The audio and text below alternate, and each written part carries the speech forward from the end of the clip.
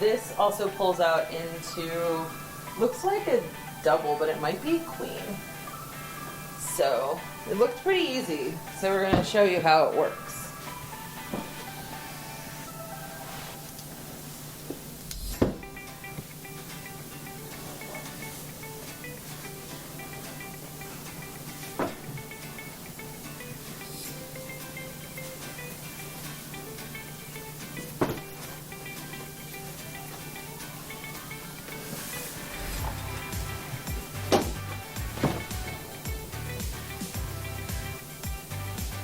So, looks pretty simple to do. And I guess there must be extra pillows in there.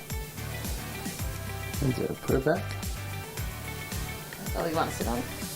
No. Let's see. See if it's comfortable. It's a little hard.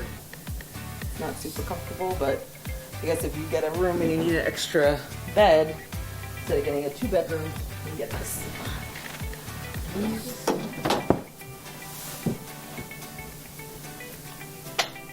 So it's really easy to